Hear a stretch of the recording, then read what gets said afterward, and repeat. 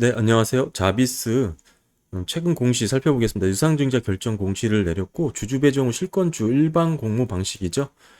최근에는 이렇게 주주 배정 공모 유상증자가 많이 없었는데 그만큼 기업의 이제 자금 상황이 많이 안 좋다는 것을 좀 대변하기도 하고요.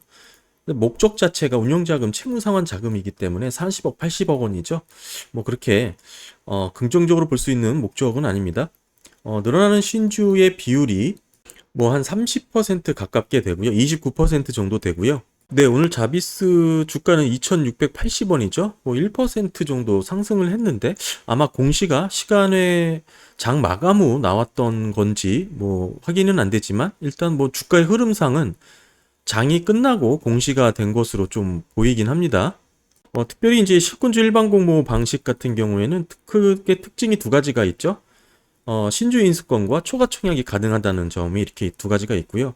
뭐 일단은 신주의 비율이 29% 가깝게 되니까 뭐 그거 정도 어느 정도 단기적인 주가 조정은 뭐 어느 정도 불가피해 보이는 그런 모습이고요. 일반적으로 유상증자 공시가 나면 대부분 단기적으로는 뭐 이렇게 좀 주가가 약세로 좀 흐르게 됩니다. 아무래도 늘어나는 주식 수에 대한 뭐 이런 오버행에 대한 부담 때문에 좀 이렇게 주가가 약세로 흐르죠.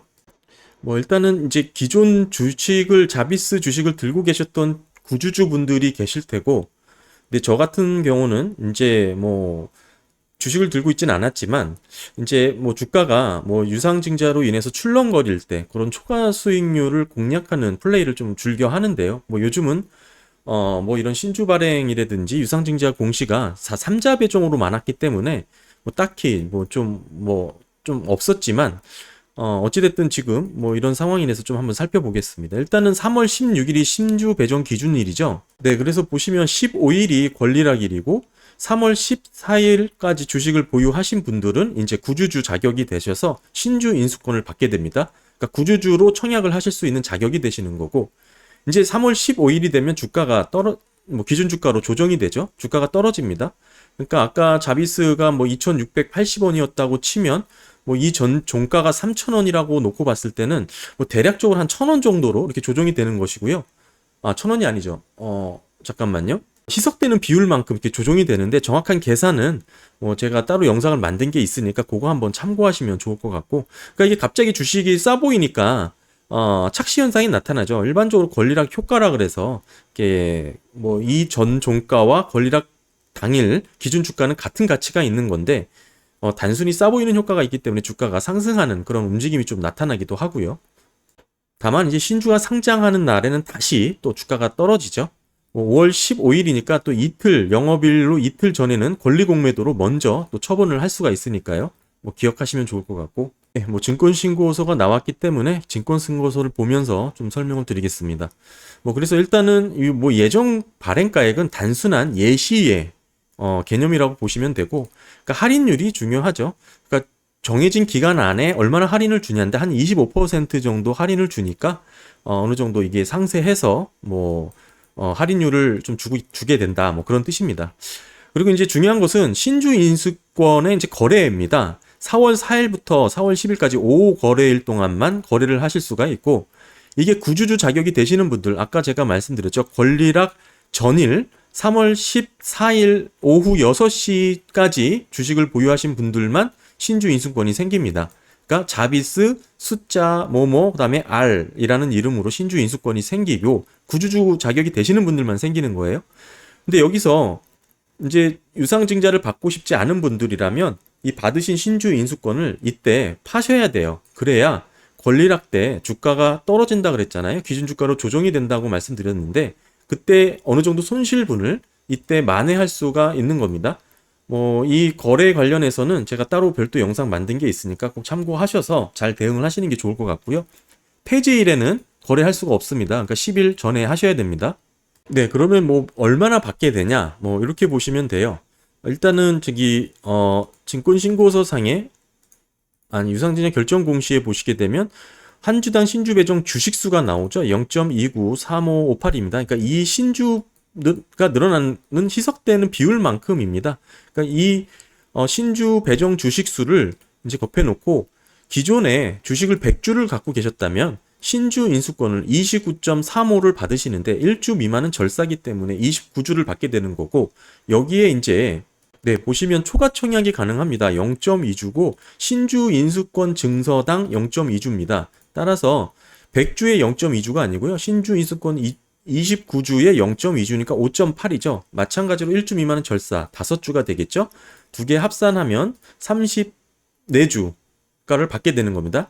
그러니까 100주를 갖고 계신 분들은 초과 청약까지 뭐 하게 된다면 총 34주를 청약하실 수가 있는 거예요.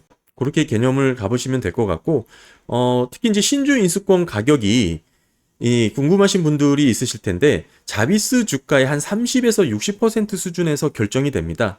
그러니까 이제 5거래일 동안 5거래일 동안 거래가 된다고 말씀드렸는데, 첫째 날 거래가 제일 많고요.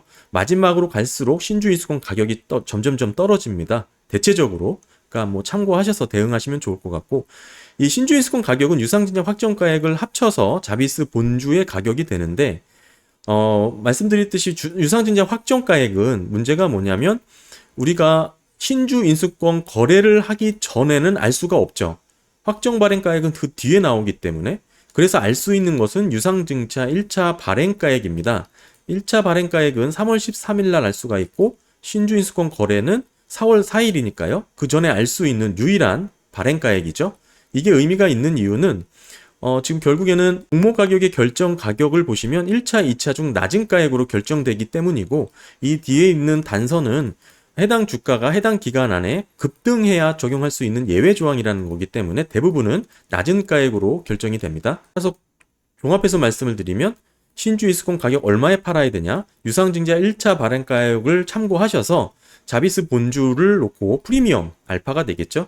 이 신주 인수권을 사시는 분들도 당장은 자비스 주식을 팔 수 없는 것을 보유하는 리스크가 있기 때문에 프리미엄 알파가 더 있습니다. 이걸 감안하셔서 신주 인수권 거래하시면 될 것 같고, 이렇게 신주 인수권을 팔지 않고 나는 구주주 청약을 하겠다는 분들은 신주 인수권을 계속 갖고 있어야 됩니다. 그래야 이때 일반 공모 전에 구주주 분들이 먼저 청약을 하실 수가 있고, 지금 실권주 일반 공모 방식이기 때문에 구주주 분들이 다 청약을 못하면 실권주가 나오죠. 그럼 일반 공모 아무나 이제 청약을 할 수가 있는 거고, 뭐 이때도 만약에 실권이 나온다 그러면은 주관사가 KB증권이 자기 계산으로 인수를 하게 되죠. 그래서 인수 비율을 보게 되면 15%입니다. 실권 수수료가. 이 말은 일반 공모를 투자하시는 분들보다 KB증권 대표 주관사는 15%더 저렴하게 지금 인수를 한다는 뜻이니까 곧 시장에 빠르게 물량 출회가 가능하다라는 뜻이 됩니다. 그러니까 요 실권 상황을 잘 유념해서 대응하셔야 되고요. 최대 주주의 지분이 지금 얼마나 참여하냐, 이번 유상증자에, 그게 관건입니다.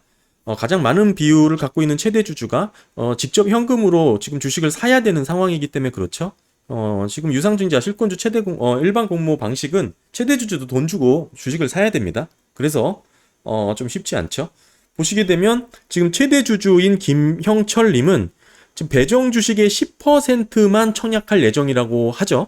그러니까 배정 물량이 248만 6천 주인데 여기에 24만 주만 청약을 할 것이다 라고 보니까 나머지는 다 지금 실권인 상황인 것이죠. 뭐 아마 이 자금도 제가 보기에는 이분이 최대 주주분이 현금이 없기 때문에, 최대주주들하고 다 현금이 많은 건 아니니까요. 이제 받게 된 신주 인수권을 팔아서 그 현금으로 요 정도 일반 공모로 청약할 가능성이 높고요. 뭐 특권인은 모두 미참여할 예정이라니까 어느 정도 지금 글쎄 이제 실권 상황이 조금 안 좋은 모습을 좀 보이고 있죠. 주관사의 실권 수수료도 뭐 좀 높은 수준입니다. 뭐 대부분 15%긴 하지만 그래도 이거보다 낮은 실권 수수료를 측정하는 종목들도 많기 때문에 뭐 이게 특별히 높다라고 볼 수는 없지만 높은 영역이라는 것은 뭐 확인이 되는 수준이고요. 그래서 뭐 일단은 자비스 구주주 되시는 분들은 아마 내일 뭐 시작 거래하면서 주가가 좀 빠르게 조정을 받겠죠. 빠르게 조정을 받게 되면 뭐 쉽게 대응을 하신 분들은 뭐 모르겠지만 대응을 못 하신 분들이라면 좀 고민이 되겠죠. 이거를 계속 어떻게 들고 가면서 유중 플레이를 해야 될지, 아니면 뭐 어떤 지금 흐름으로 나와야 될지. 역시 유상증자 전에 이렇게 주식을 좀 이렇게 높이죠. 대부분 이렇게 좀 주가를 끌어올려서 유중을 진행하는 그런 경우가 많더라고요. 어찌됐든 잘 대응을 하셔야 될 것 같고, 뭐 일단 우리 사주에는 또 배정을 하지 않았죠. 뭐 그렇게 좀 확인이 되고요. 그러니까 뭐 늘어나는 주식 수가 그렇게 많다고 보기에는 좀 어려우니까 한 29% 정도 늘어나는 거니까요. 뭐 그렇게 뭐 마냥 부정적으로만 보기에도 조금 뭐 어렵긴 하다. 뭐 마냥 부정적으로만 볼 수는 없다. 뭐 이런 의미고요. 다만 이제 목적 자체가 뭐 좀 돈이 좀 많이 부족한 모습이죠. 주가 흐름이 어떻게 될지는 모르겠지만 어찌됐든 많이 이제 조정을 받으면 대응을 못 하신 분들 같은 경우에는 유중을 받으면서 뭐 물타기를 하는 뭐 그런 전략으로도 좀 고민을 좀 하셔야 될 것 같고요. 뭐 다 필요 없고 나는 유증 받을 생각이 없고 뭐 장기 보유할 생각이긴 한데 뭐 어찌됐든 이 받게 될 신주 인수권을 조금 팔아서 권리락 때 나오는 기준주가 조정으로 인한 손실분을 조금 만회하고 싶다. 이런 분들은 신주 인수권 파는 그 대응하는 거래 방법 영상 참고하셔서 잘 거래하시면 될 것 같습니다. 이제 저 같은 개인 투자자들 입장에서는 이제 보통 주가가 이제 유상증자 공시 나오고 주가가 조정을 받으면 얼마 정도 조정이 되는지 좀 보고 또 하나 이제 실권 청약을 할지 저도 이제 유중을 받을지를 또 고민을 하는데 글쎄 이제 뭐 그거는 조금 더 지켜봐야 될 것 같고요. 또 이제 자비스 또 일정이나 뭐 이런 사항 또 체크해 보면서 뭐 공유할 내용이 있으면 함께 또 공유해 보도록 하겠습니다. 궁금하신 분 내용이 있으면 제가 아는 범위 내에서 성실껏 답변을 드릴 테니까 남겨주시면 제가 답변을 드리도록 하겠습니다. 감사합니다.